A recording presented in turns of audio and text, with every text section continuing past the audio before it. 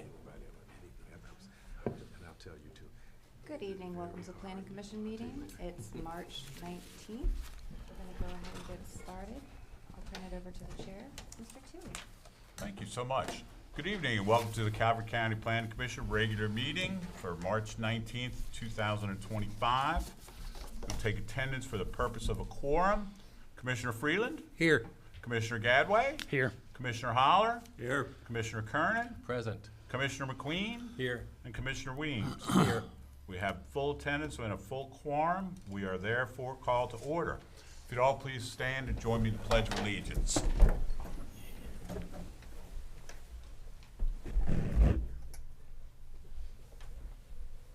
I pledge allegiance to the flag of the United States of America and to the republic for which it stands, one nation, under God, indivisible, with liberty and justice for all.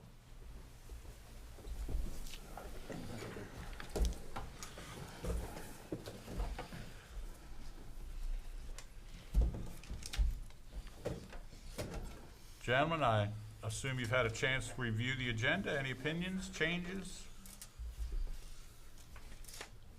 Could we accept it? Any motions? I move that we approve and adopt the proposed agenda. Second. I have a motion and a second. All those in favor? Aye. Motion carries. We also have the summary of actions in front of us from February 27th. I move that we approve and adopt the summary of actions for the February 27th, 2025 regular meeting. Thank you, sir. I have a motion. Do I have a second? Second. We have a motion and a second. All those in favor of adoption? Aye. Okay, motion carries unanimously, sorry. Recognition? I'll be recognizing special attendance tonight. We have with us tonight Jason Brinkley, Director of Planning and Zoning, Tamara Blake Wallace, Acting Deputy of Planning, Rachel O'Shea, Acting Deputy Director of Zoning, Tay Harris, Long Range Planner, Christine Finnemore, Principal Planner, Jay Cusino, Planner 3, Jessica Gattano, Planner 3, Kat Lockwood, Planner 2, Katie Strauss, Permit Tech 1. My name's Amalia Pleak-Tam, Acting Planning Commission Administrator. From Department of Parks and Recreation, we have Bob Brenham, Director of Parks and Recreation, and Amanda Stillwagon, Park and Safety Division Chief. We also have John Mattingly, our Planning Commission Attorney.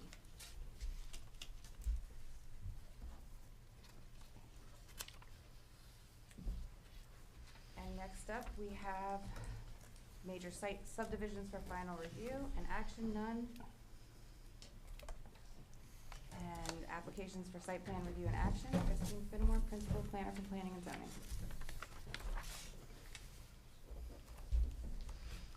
Good evening, Commissioners. Good evening. Good evening. Good evening. My name is Christine Finnemore. Thank you for the introduction. I will be presenting the project known as Ward Farm Park Maintenance Buildings, CSPR 143263.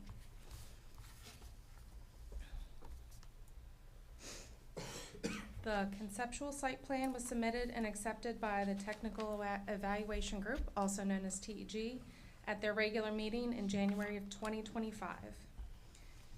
TEG agencies have reviewed the conceptual site plan for compliance with the Calvert County Comprehensive Plan, the Calvert County Zoning Ordinance, and other county ordinances and regulations.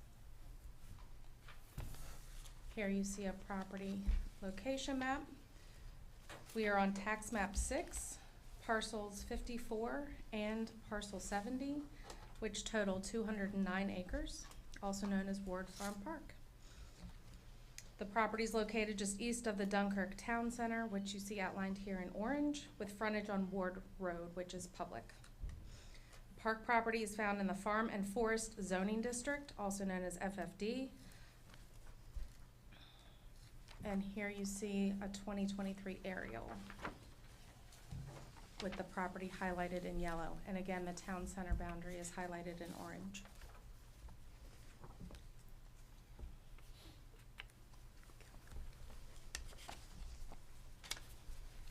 This slide shows the overall master plan for the park, which was developed in 2014, 2015. Shows the planned area for the maintenance buildings. in the detail. Portion of the planned park facilities are already constructed, and the proposed buildings are needed to support the existing facilities, as well as those planned for future construction. And here is the existing park map. This is from the county's website, and it shows the existing facilities that are already constructed today.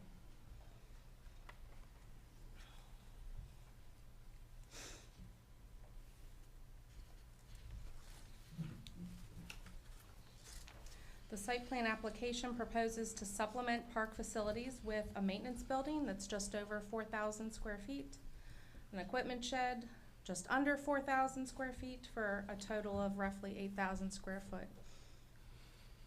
The access road to the maintenance buildings is proposed to be constructed just off the main park entrance road.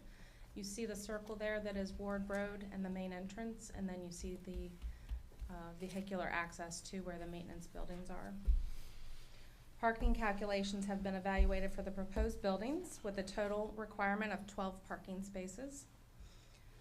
And a chart showing the parking requirements is included on the cover sheet of the plan. A traffic impact analysis was submitted to the Department of Public Works and is currently under review. The maintenance area also includes an area for outdoor storage, as well as a security fencing around all the buildings, parking, and the stormwater management areas.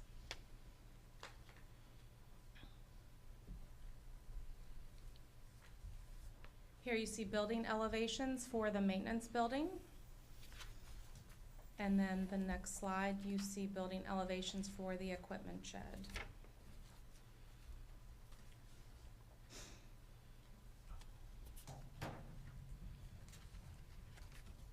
So at this time, staff recommends approval of CSPR 143263, conceptual site plan for Ward Farm Park maintenance buildings, with the conditions listed in the staff report. Next steps include, the Planning Commission may consider one of the following options: approval with conditions, approval with modification to conditions, deferral, or denial. I certainly can entertain any questions. The engineer with COA Barrett is here, as well as Calvert County Parks and Rec staff, to answer on behalf of that department.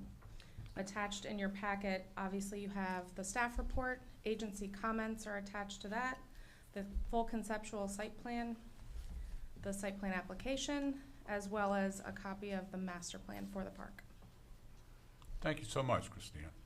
Yes, sir. Gentlemen, questions? Can I ask the director to come forward, please? Thanks, Bob. I'm sorry, not you. The other director. The other one. Parks and Rec Director, I'm sorry. Do you have everything you need here for Ward Farm Park? For the park itself, or yeah. for the maintenance? For the maintenance, yeah. And will any other maintenance be done from this facility for other parks? Thank you. Yes, so we utilize Calvert County Youth Recreation Opportunities Funds to develop Ward Farm Park. We just submit a new application, so we are waiting for funding to come in from that fund through the state. The next things to address would be something else that we've already brought before the Planning Commission, as well as the maintenance building, but it's all done in phases. There's more to do with the park, but it will take several years to get there. Thank you, sir. Yes, sir.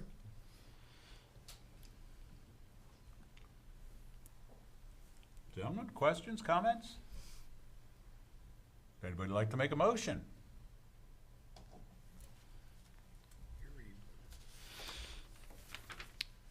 Mr. Chair, I'd like to make a motion. Yes, sir. After considering the entire record, including presentations of staff, the staff report, the proposed concept site plan, the site plan application, and all documentation submitted by the applicant, all agency comments and applicable law, I move that in the case of CSPR 143263, the Planning Commission approves the concept site plan application. In the case of the same number, with the conditions recommended by staff and as contained in the staff report. Thank you, sir. Do we have a second? Second. And we have a second. All those in favor? Aye. Motion carries. Thank you so much, gentlemen. Thank you so much, Christine. Thank you, Chairman. Thank you, Commissioners. Thank you, Christine. Number 8, we have major subdivision applications for preliminary review and action. There are none tonight. Number 9, long-range planning. We have Tay Harris with an update on the town centers. Good evening. Good evening, Ted. Evening. So last month I came and presented to you the format for the the master plan of town centers, and the planning commission endorsed the new format, along with prioritizing the oldest plans, updating the oldest plans first and continuing to follow the 3-phase process. So in response to your endorsement, the Department of Planning and Zoning has restructured the December 2024 draft Prince Frederick Town Center Master Plan to align with the Master Plan of Town Centers format.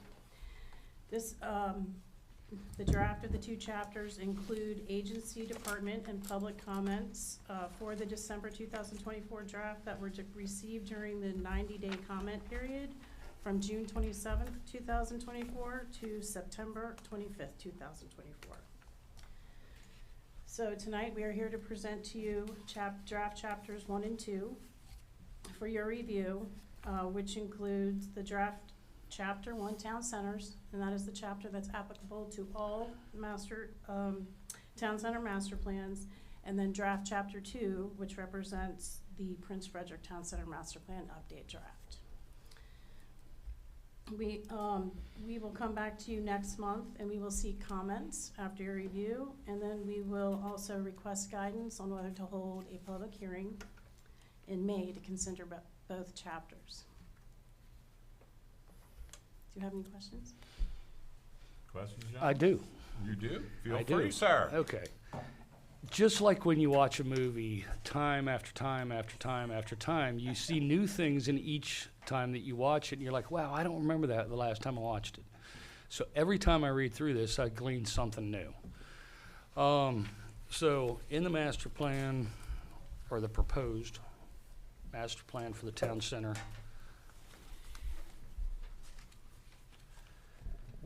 page 36, at the bottom,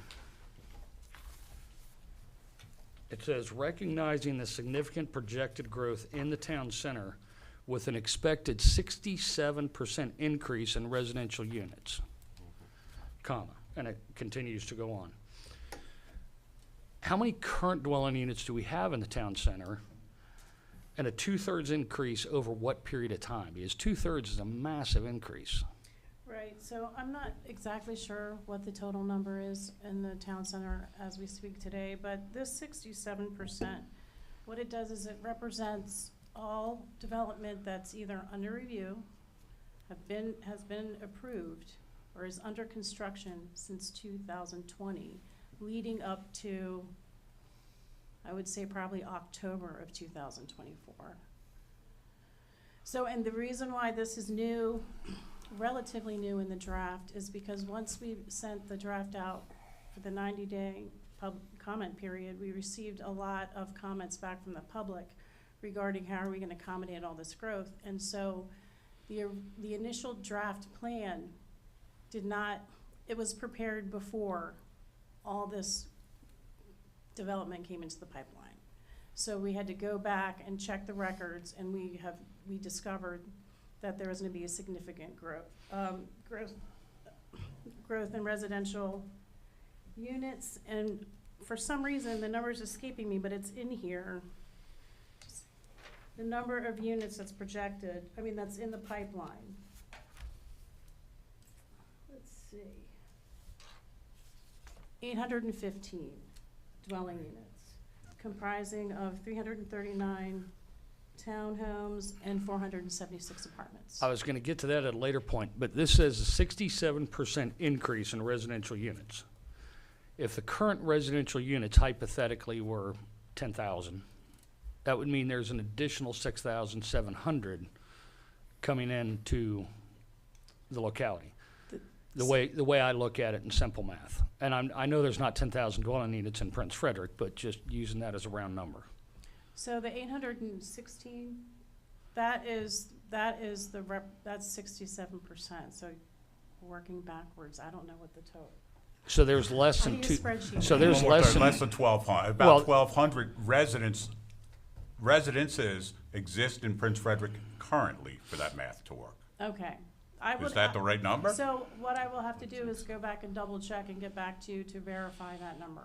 But, I mean, working back, I probably should have put the number of existing in this plan. That would've made more sense, And I can yeah. go ahead and do Yeah. that, so there's clarification, so there's no confusion moving forward. Right, because, I'm looking at this and I'm thinking there's probably more than 1,200 residential units in Prince Frederick Town Center. Well, and- Maybe, maybe not, but, yeah.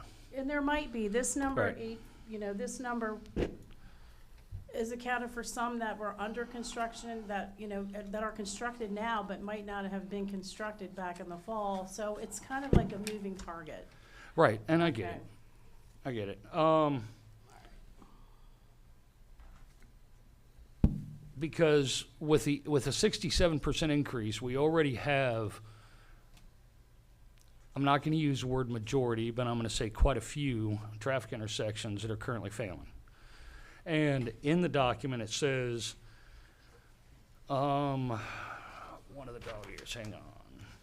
Future phases are on hold. This is talking about Maryland 2-4 widening. Future phases on hold pending the availability of funds from state highway.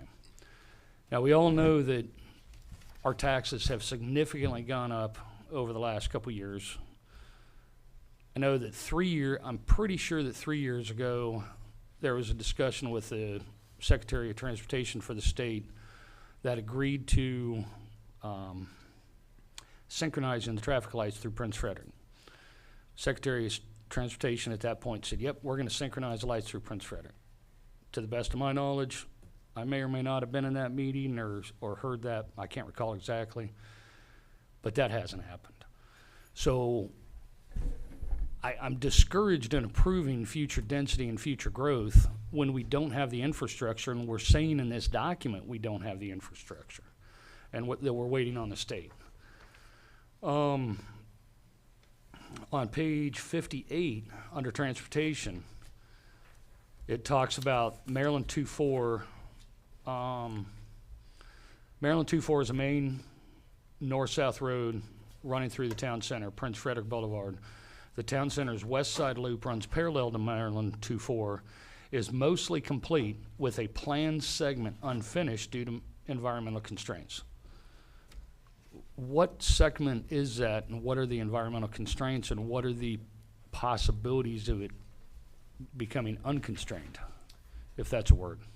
Right.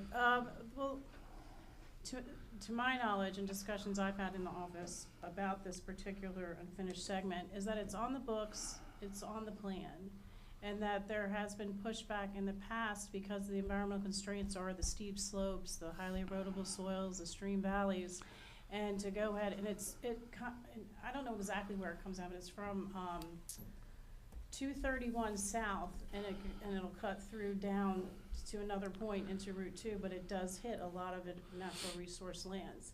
So there has been a lot of public input that they don't want this road to occur because of the environmental constraints. And we've kept it in this plan because it's an option, even though it's highly unlikely it would get built. Never get done, yeah. I can't give you a better answer than that, but that's why it's in this plan.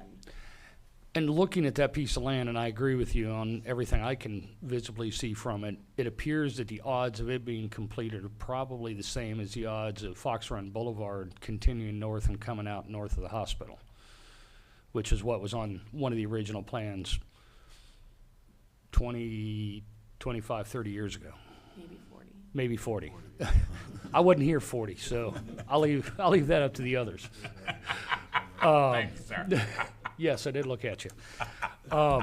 So, with those proposed, quote unquote, air quotes, with those proposed extensions of the bypasses that would alleviate the traffic, and the inability to, or non-desire of the state to come in and widen the roads to the same width as, let's say, downtown Waldorf, which is what they're talking about at this point, because if they widen it anymore, that's what it's going to be. It's going to be the same highway as 301, lane-wise in many cases. So again, without addressing those issues and the failing intersections and the lack of the state and or the inability for us to be able to build the bypass roads, I can't get behind 67% increase, or a whole lot of increase for that matter.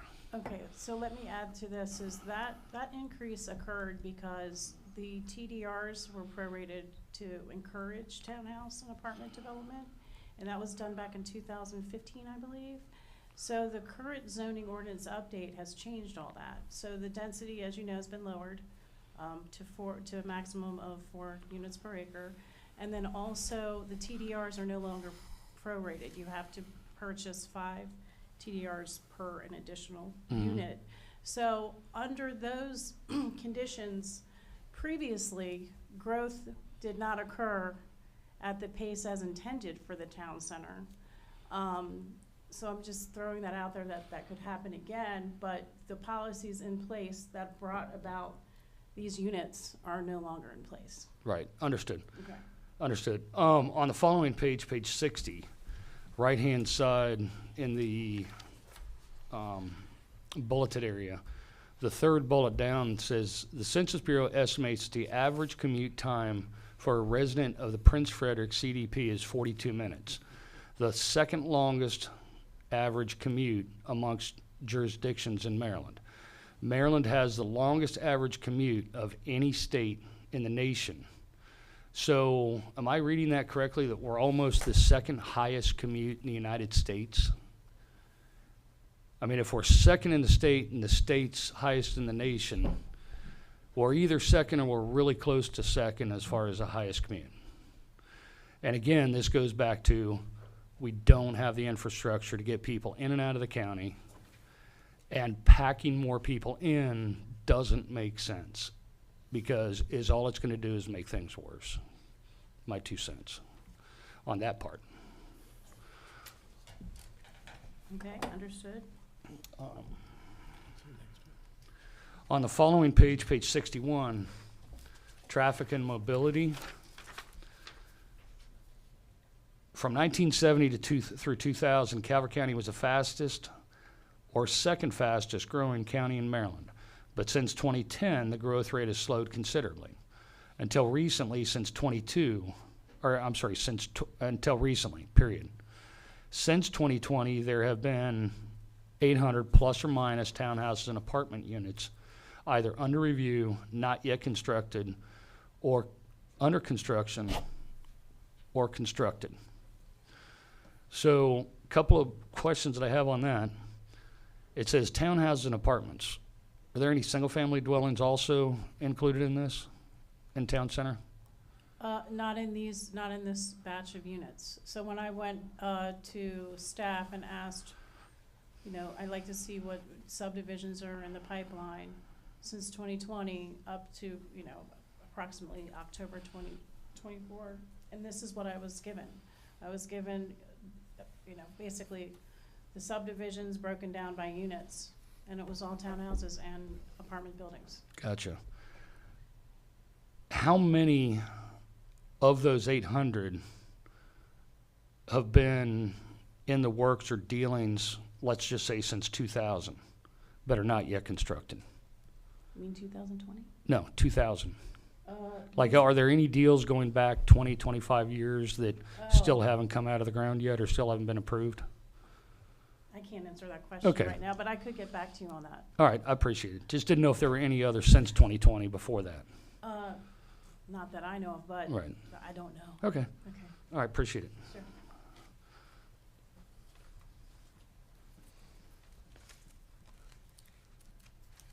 Nothing else, sir. Thank you so much, Commissioner. Appreciate all your help. Gentlemen, any other questions or comments? I do, but I gotta get there, page 6. I'm sorry? Page 6. Oh, I do, page but 6. page 6. Thanks. All right. Somebody can tell me how to get there faster, I'll do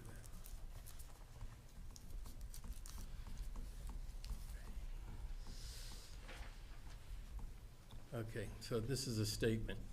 It's kind of weird how it's written. While impervious, this is under regional watershed management. while impervious surfaces has increased from 7% to 14% in the Patuxent River watershed since 2014, growth in Calvert County has not significantly contributed to this increase. Kind of weird. That's a 100% increase, because from 7 to 14, that's 7% increase in 10 years. I could elaborate on that. Most of it came from Prince George's County, other counties. So it was just trying to, I was just trying to make a statement to the fact that of all the different jurisdictions in the watershed, our county's impervious surface increase did not significantly impact the overall impervious surface within the entire Patuxent River watershed. Which is what I was wondering, but, Okay. so so the 7% to 14% is total of everybody. Yeah, you might want to state it that way too. Yeah, Please, it's kind of confusing, because it really does look like we went 100%. And the way it's written, we wrote out 7%, but then we said 7% written out, and then 214, which is a number. So, Since 2014, okay, so what you would like just is a few statements on the overall for the watershed and then how we fit into that. right, Okay, I can do that. because it does look like, Mhm. feel like it's all in Calvert County. Right, Mhm. it reads that Okay. way, yeah.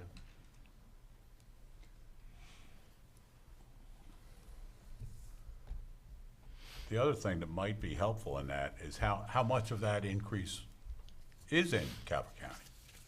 Well, we have the statement that growth in Calvert County has not significantly contributed to this increase. What was our increase? But what was the increase in impervious surfaces? Okay. I can also get that information.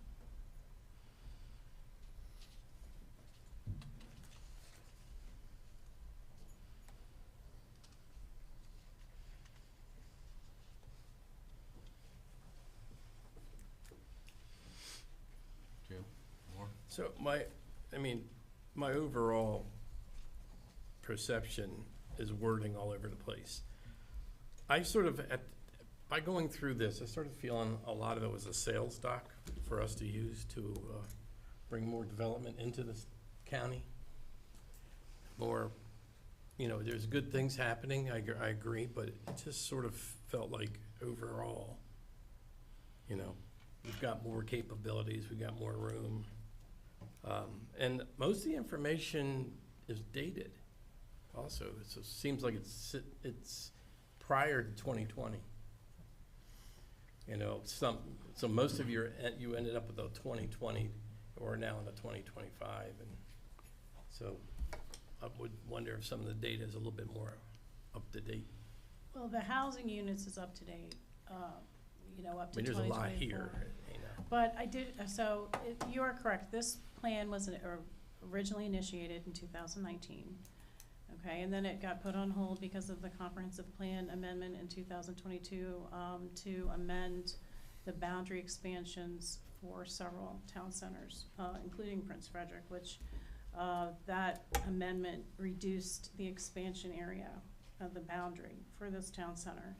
And then we had a transition of staff, and then we did designs for Flipbook, and then we went out for review, and then it became apparent how outdated this plan was. And because originally in that, I think it was the 2021 draft, it was making recommendations to restructure the TDRs and even excise tax restructuring to entice growth. And then as the public comments came in, me being new, I got my bearings, and we realized that we had to change the message of this plan, and really it's to say we need to slow down and accommodate the growth that's in the pipeline and let that occur. And the updated zoning ordinance actually does that. So what this does is it reduces the allowable density, and then again, the TDRs, the way they've been restructured would indicate that it's not gonna entice growth, or a lot of it. Okay. That's it for me. Set, Commissioner, thank you so much for your comments. We appreciate it. Gentlemen? Yeah, Mr. Chair. Yes, sir. So Kay, I think my first comment, I believe, is just a housekeeping, but you realize the table of contents doesn't line up with the context of the document. Now I do. Okay. Okay. And then my second comment, and I've lost the page, forgive me, but there is reference to pedestrian crosswalks not being viable, and I'm paraphrasing, across Route 24, but we have them in place. You know what? It could have been, it's It's in probably there. in chapter 1. And that is just an oversight on my part because I've been working with multiple plans trying to get chapter 1 developed. So I know what you're talking about. That was actually referring to Dunkirk. Up Route 4 where they want the crosswalk at Ward Farm Park. Not Ward Farm Park, Dunkirk District Park. So I will find that. It's page Correct that. 36. 36? Yes. Thank you. And to my knowledge, we've not had any reports of vehicle pedestrian accidents at these crosswalks? I would have to definitely get back to you on that. I know we do have data, but I don't know what the answer to your question, but I can respond to that. Okay. Last question. Page 68, it's on the transportation section. Just a moment, please. About the middle of the page, we talk about Solomon's Island Road, congestion in the mornings and the evenings.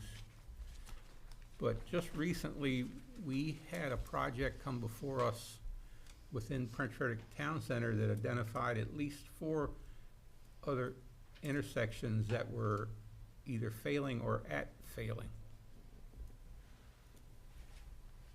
Should they be identified in this plan? Or should there be some reference to? I will look into that. And I will make note of it in the next draft that you see. It'll be demarcated for you. That was the memory care facility on Armory Armory Road. Road, I know what you're talking about. Was it presented last month here, I Yep. think? It may have been last month, yes. Yep.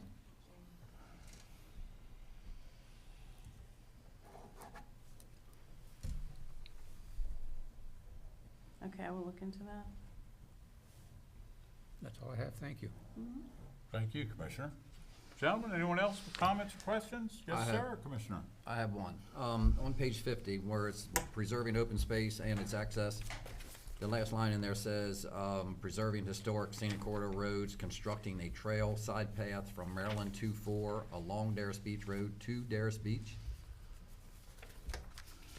That's on page 50, you Page said? 50, yes. My curiosity is, what are we gonna do with the people that get to Darris Beach on that private community?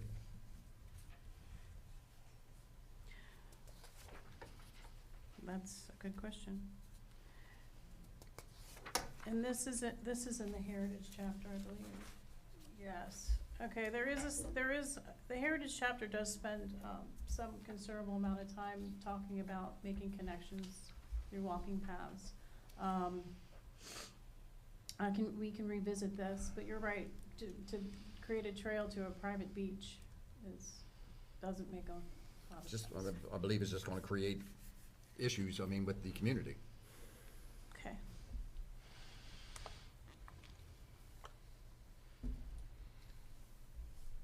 My page 50 looks different than your page 50. I'm looking at the bottom, so Let me see your page 50. Yeah, are you sure you're on page 50? it says 50. Yeah, Well, wait a 50. minute, maybe it's not 50. It's not.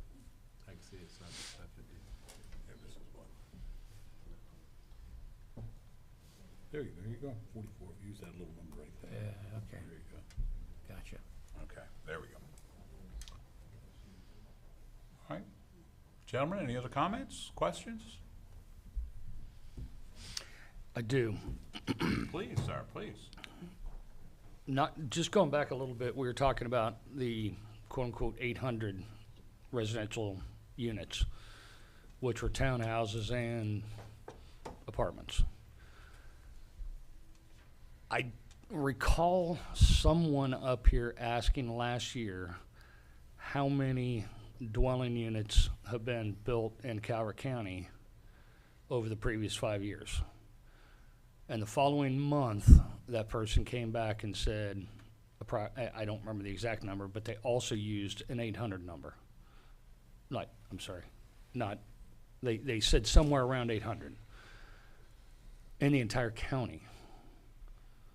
So I'm wondering, so if there was 800 that was built in the 5 years in the entire county, but yet there's 800 just in Prince Frederick over the same 5-year period, and there's still more to be built, I'm confused on where the numbers are. Okay, so when you're looking at the whole entire county, first of all, the Prince Frederick Town Center is the town center where most residential development is accommodated. I think in number of housing units, I'm not sure, but it's close. Compared, to like Solomon's is there, but Dunkirk doesn't have housing. Ellings doesn't have housing. There's not a lot of growth happening in Huntingtown. So where a lot of the residential growth is occurring in Prince Frederick, and that's where it's targeted. And then when you account for townhouse units and apartment units, that's going to be higher density, that's going to be a bigger number. And I'm guessing that most or many of the units that are throughout the county, especially outside of town centers, are most likely single family development. So I can see where you're saying that doesn't add up, but it does, since the TDR restructuring did really entice the growth. Right. So that's my explanation, but I could do a little bit of digging and try to be more precise for you.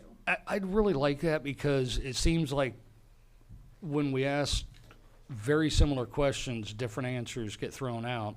And I guess how many dwelling units have been built in the entire county since 2020, and how many in Prince Frederick Town Center? Okay, so, and I'm going to qualify. I'm just curious. I'm going to qualify Right. it, though. So do you want me to use numbers that are equivalent to Prince Frederick? So I go to 2020 and I ask what's been approved, what's in the pipeline, what's under construction, and you want me to go to a more recent number than October 2024? Or That'd be fine. Okay. I mean, that'd be fine, and I guess the same criteria, so we're comparing apples to apples. Okay. That'd help, I appreciate it. I just seems driving around the county and everything else, it seems like more than 800 places have been built in 5 years, just by my own eyes, and I could be miscounting drastically, but I'd appreciate that. That'll also help me out overall with town centers too. Perfect, thank you. Sure.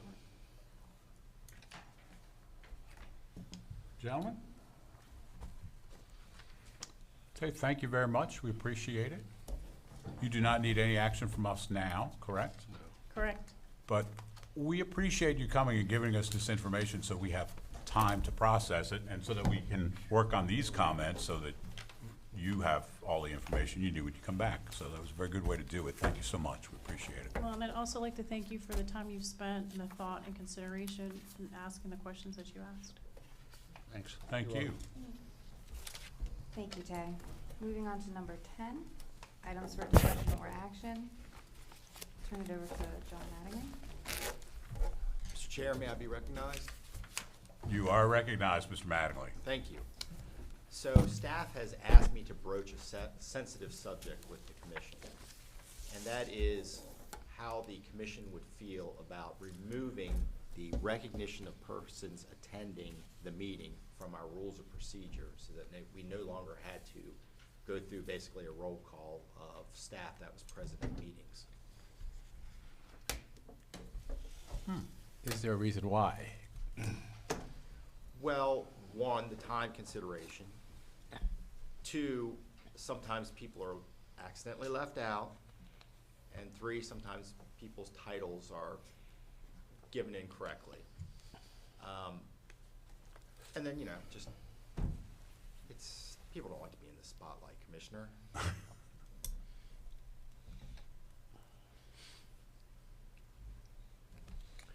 Thank you for the explanation, please. So what would that require as far as a change? Going back, as far as I can tell, it looks like it goes back 40 years. The old rules of procedure just had recognition in there as something you had to do as part of our agenda items. So the reason I'm bringing this up is because it obviously would require your action to remove it. If you directed me to do that, I would draft a proposed amendment. At our next meeting, I would circulate it, and we could either set it in or discuss it, or however you want to handle it from there, basically treating it like a bylaw amendment. Is it in the bylaws? It is not. It's in the rules of procedure, and the bylaws say that we'll follow the rules of procedure. Understood. Another question. Isn't it of value to the public to know what staff are at the meetings? I am merely bringing it out here for discussion. Thank you. It's not really appropriate for me to take a position one way or another. It is appropriate for me to discuss the reasons, but I hear you. I think staff, because I represent you. Right. If staff were making the request, it'd probably be better to ask perhaps the director. We'll put him on the spot. Is that what we want to do? While he comes up, I'll let him ask or finish, and then I'll throw my. Jason Brinkley, Director of Planning and Zoning. You still have the announcement going on as you're presenting.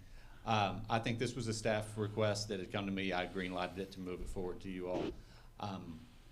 It does kind of create a situation where we've had in the past where people have been misidentified or left out, and it creates a unnecessary confusion among staff, and it may be, but it's an option that we wanted to broach for you all to consider. I didn't know it was a 40 years worth of tradition at that point. So.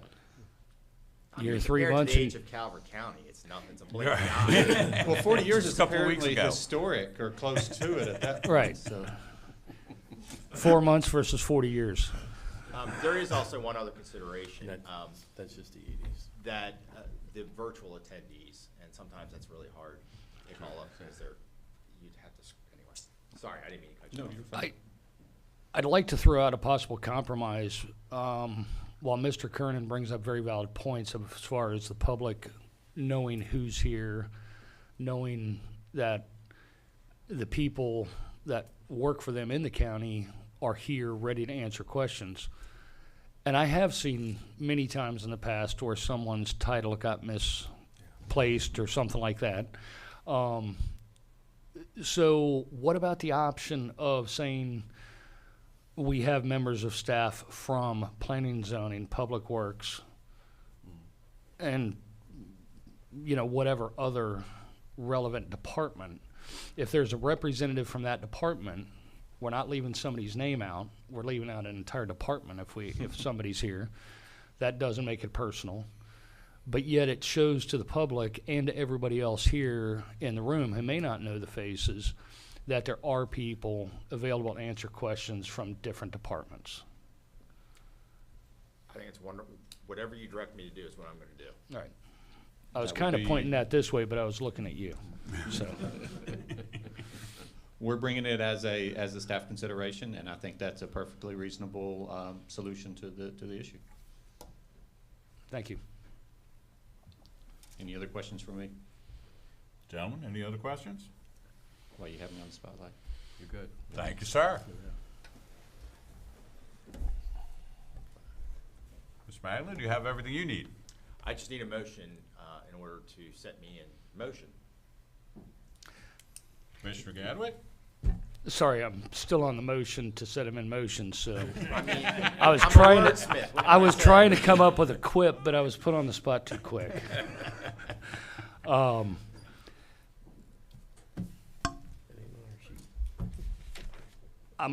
I wing the motion or You can wing it. I also,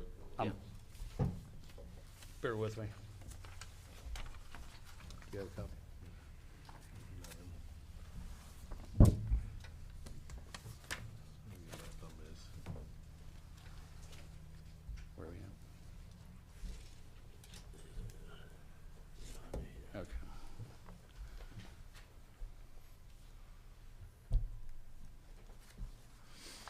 I'd like to make a motion that we direct the Planning Commission attorney to draft a proposed amendment to the rules of procedure to reflect the change as discussed, which would be to change the recognition of people in attendance to the recognition of departments in attendance.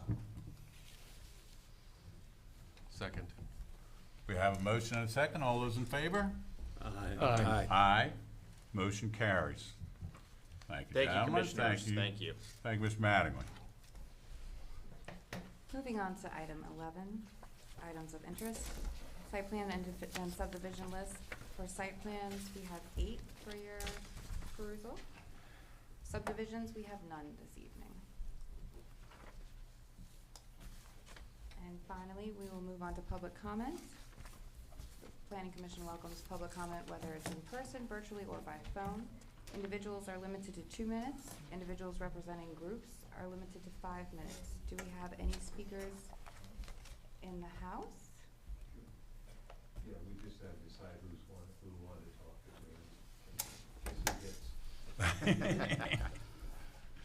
to me. We have time to listen to both of you. We'd be happy to. Well, you expect me to talk to you. I do. My name is Bob Estes, and tonight I'm representing Keith Calvert Country. And first of all, I'd like to say that I'm really happy to hear the detailed discussion about infrastructure and traffic issues and how growth is going to make that not better, so to speak. And so I was pleased to hear that, so thank you for taking that up. And with regard to the Patuxent River watershed and the idea of impervious surfaces being detailed for what is our contribution, because if you look at the growth in the county, you'd say, well, there's no growth in Maryland. Well, that's not the point, is it? The point is, what is our contribution? What we can do to as small as we are, to do our part. And there is a new report out about impervious surfaces that can be found on the ACLT website under, I believe, in Friends of Hunting Creek tab, or you could, if you want to, we can find a way to get it to you more directly if you don't like hunting for it. So that'll give you some very good information there. And going to page 62, which I think that you all discussed, objective 3. Every time I see those connecting roads that I don't see what the purpose is, I never have. In connecting any of those, I can see the damage potentially. I don't see a road from the current Chesapeake Boulevard, I guess it is, to Harrow. I'm not really sure what's the advantage in that. It would be very expensive. It also goes over very sensitive wetlands in that area. So what's the point? You're going to potentially cause problems and not really solve any problems in terms of traffic. I don't think that's going to happen. If I'm wrong, show me. That's all I'm asking on that one. And all of those are about the same. I just don't see the purpose of a lot of those. And I haven't been convinced in the last 3 or 4 years that we've been talking about it. Not the 40 years, because I also haven't been here for 40 years. But and lastly, by the way, you all were wondering about that extension. I'll pick it up later. Of Prince Frederick Boulevard. Of course, it goes through that development. It comes out just south of the rescue area, the rescue squad. I looked it up. I've got the 2000 and all that because this GIS is a really good tool. But I held my tongue until it was my time to speak. Also on page 65. It talks about promote accessibility to parkers, hunting, and Battle Creeks. That would be great. I sure wish I knew how you'd do it. You're not going to do it within the town center because Hunting Creek is not navigable and it's surrounded by a swamp. But if you could find a way somewhere along those, I'm also part of Friends of Hunting Creek, as you know, and you're not going to love and want to protect waterways unless you know what they're like. And like I say, I'll give anybody a tour anytime. And universally, when we've had kayak canoe trips on those, people are astounded. They didn't know that anything quite that beautiful actually existed right on their doorstep. So yeah, if you could get some access, maybe a launch of some sort, that would be stupendous. That would, I think, make a big impact on people's awareness of what they could lose and what they actually have. So thank you very much. Thank you, sir. Any other speakers in the room? I'm not seeing any speakers online or via phone. Last call. Moving on. All righty then. Brings us to closing. Dr. Holler, with your last night here with us, leaves me a little sad, but I'd really like to thank you both personally and as the commissioner for all your service, both to this board and I guess it's been 8 or 9 years you were here when I arrived, but all the things that you have done for Calvert County in the time that I've known you. I'd like to thank you for all of it, sir. Well, I'm humbled by it. Thank you. Thank you. Would you like to give us the last motion? Yeah, I move that we adjourn. Thank you, sir. Do I have a second? Second. All those in favor? Aye. We stand adjourned.